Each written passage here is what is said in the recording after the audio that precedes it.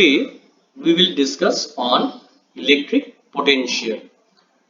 Now, if you remember, we discussed about electric field intensity.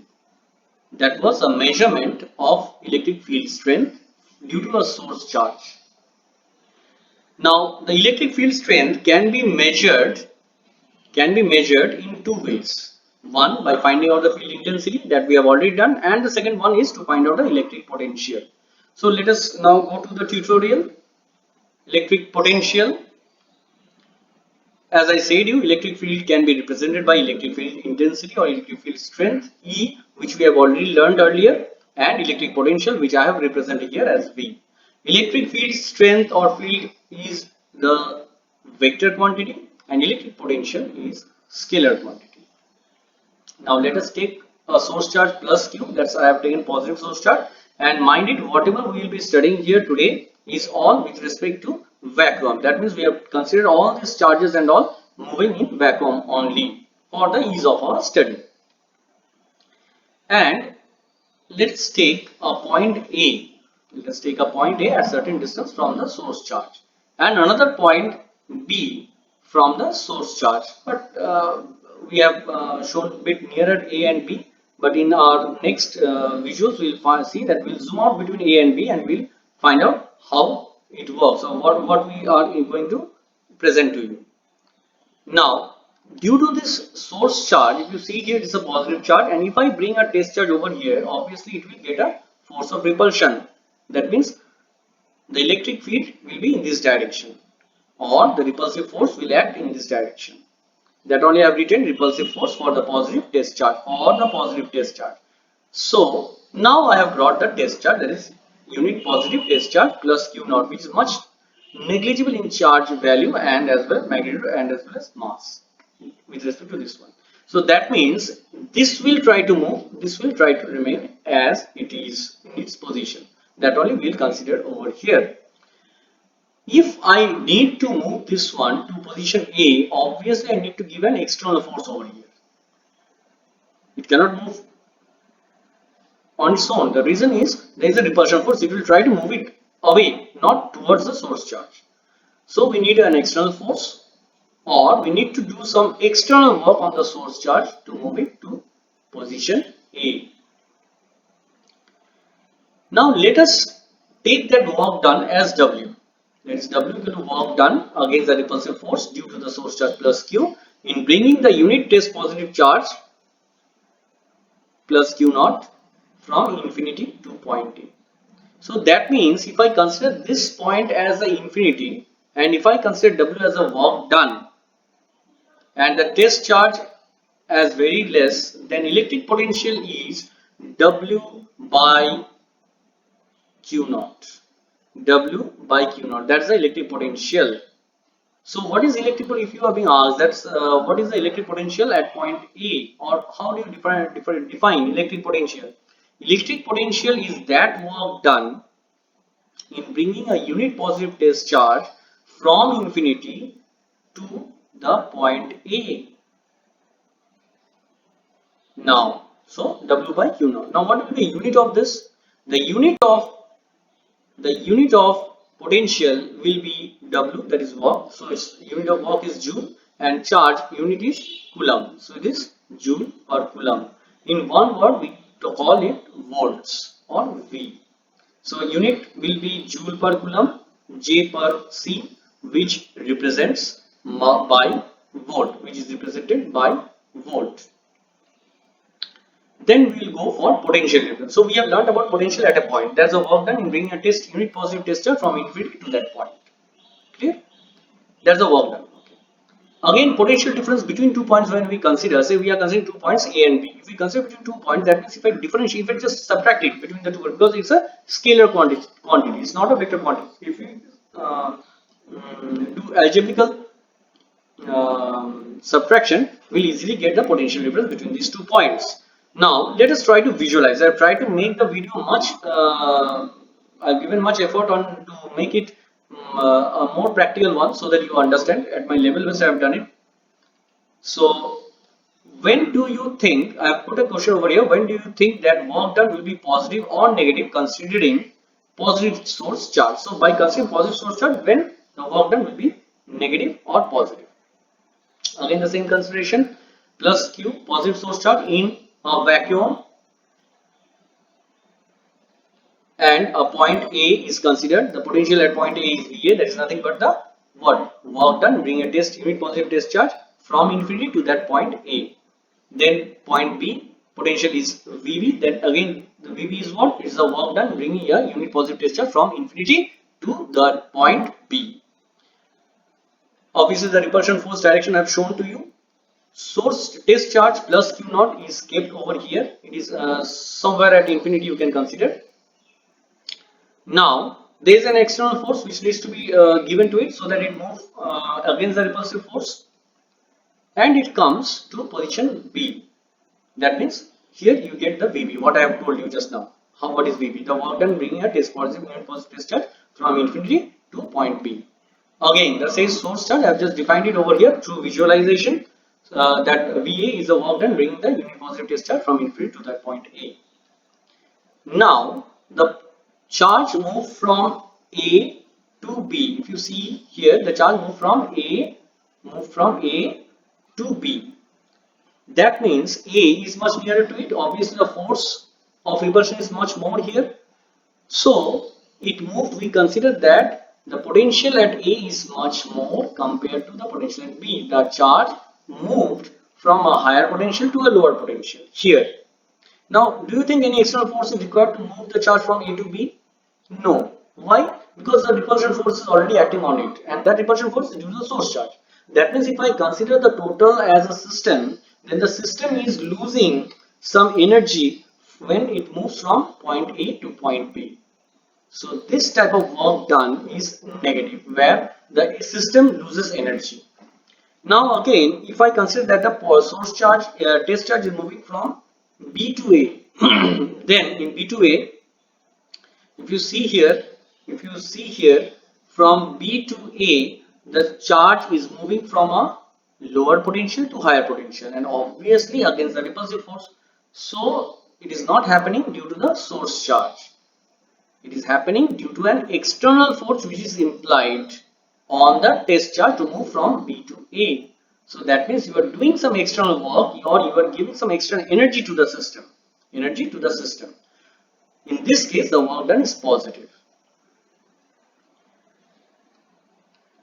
So that one only I have written here. Answer that when we consider positive source charge plus there is a positive source means positive field, as we have considered in this case, then we need to give an external force to move the test charge from B to A. That is from lower potential to higher potential, whatever I have said. In this case, we are giving an external force or energy to the system, so it is considered as a positive work done. The reverse is the negative work done. What I said, from A to B, if you move, then it happens due to a repulsive force by the source charge. That means there is no external force is required or applied, and the system loses energy, and so we consider the work as negative. Then another point, the most important point, potential at a point due to a point charge. That means this point charge is considered now a source charge, and at any point from the source charge we will consider how much work is to be done. Now let us consider a source charge positive Q, the same in vacuum. I am considering point A. As I said in my initial video, that we will be zooming out between A and B, the length between A and B. Now here B is the point I have taken, and a charge is there in somewhere in vacuum, and another point A, I have zoomed out between A and B, and I have put the source charge test charge now at point A. And here we will find out that what will be the total work done bringing this positive test charge to point B, from point A to point B against the repulsive force. Okay. To find out that one, we will consider two points very near to each other. If you see here, the test charge moved from A to came to a point, and again it moved from that point to another point. Now these 2 points let us consider as the first point where it halted as C, and the next point again where it stopped as D, and let the distance between them, that points C and D, be very small, or you can consider infinitesimally small, as dr. That means dr tends to 0. Obviously, if this much of small displacement is required, there is a small force required, and so the work done in bringing this test charge from C to D, since the distance is very small tending to 0, the work done is also very small tending to 0. Now here one thing you need to understand, that point C and point D, somewhat there is a displacement. Obviously there should be a change in electric field strength between them. But since dr is very small, we have considered that variation in electric field strength is negligible. So let us proceed now. Let at any instant test charge is at C. The force acting on it is due to the electric field due to the source charge Q, what I said, and F equal to Q naught E. If you remember electric field E, we have already done earlier that F by Q naught. F was the force which was acting. Here also we have considered the same force here, since the displacement is very small. So F by Q naught. If you take F on the left hand side, you will get Q naught on the other side. So you will get F equal to Q naught E. Now let us move to the next position, where I have already discussed this one, that moving to C to D, dr is very small. So we have considered electric field as very small and is not considered. The variation is not considered. Now external force which I am giving over here, let it be Fe, which is obviously opposite to the force of repulsion, that is F. So we can easily write Fe, that is the external force which is given, is opposite to the repulsive force. So I have taken F equal to minus F. And if we know F, the other form of electrostatic force is K, that's the constant, proportionally constant, Q into Q naught by R square. So let us move to the next one now. Hope you understood this part.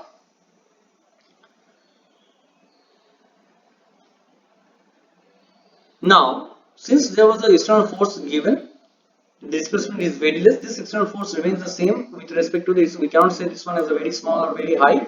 This remains the same with respect to the charges, product of the charges, and the square of the distance between them. That varies according to their relationships. So dW is a small work done. So we got external force into displacement dr, small displacement. So small work done equal to this external force, that was negative of the repulsion force. So I have written this form into dr. Therefore, total work done, if I want to find out between A and B, obviously we need to do what? We need to integrate. Same thing I have done. And to know RB and RA, let us go to the visualization again. So source charge, point A, where the discharge is there, that moves to point B. So the total work done is when moving the charge from A to B. Now the distance between Q and A is RA. The distance between source charge and B is RB. Therefore, RA is your lower limit, RB is the upper limit, and if we get the difference, then this is the displacement occurred. And if we do the simple integration over here, if you see here, this term KQ naught minus KQ naught is your constant term, and dr by r square is a variable part where we need to integrate to find out the total work done. So if you go for the derivation, it's a simple formula: 1 by r square equal to r to the power minus 2 plus 1 by minus 2 plus 1. And if you do this one, you will go slowly by stepwise. You will find that is a simple integration I have done over here, and work done is the total expression for work done is this part. Now easily we can find out then the potential difference between VA and VB. If we do the potential difference, VA minus VB will be W by Q naught. W is the work done, that is this formula, given by divided by Q naught. So if Q naught will get cancelled out, then we will get KQ 1 by RB minus 1 by RA. I hope you understood this. This is a simple integration from here. Then we have gone to this part. So the last part, or near to the last part here. Now if we consider this point A as at infinity, so what would have happened? This RA will be infinite. If RA is infinite, then 1 by RA will be what? 0. If that one becomes 0, then VB will be KQ by RB. Now you may have a question, sir, if this one becomes 0, then this minus VB KQ by RB. The simple reason, because VA goes for 0. If VA and VB, if VA and VB nothing is 0 over here, that means no point is lying or no charge test charge is lying at infinity. Then if I consider this difference as say V, then the expression would have come like this. Clear? Now we can then easily remove RB and we can write a general form of the formula as V equal to K Q by R. K is 1 by 4 pi epsilon naught Q by R. So this is your formula, final formula or expression, which is many a times comes as to deduce or derive or obtain. All remains the same. So you need to go for this derivation during that part for your ICC, CBSE and for the JEE mains and all. This is the concept which you need to go through each and every time you go through this potential part. These are the basic concepts which is very much required for solving your MCQs and all. Hope you have understood the tutorial and enjoyed it. If any confusion arises, please let me know through other. There are a lot of modes. You can come to me. You can ask me over phone, over WhatsApp, over by giving the comment in the comment section. It's up to you. And please don't forget to subscribe the channel and hit the gong so that you get the notifications, and obviously it will give an inspiration for me to make more visualized videos from my end. Thank you to all of you.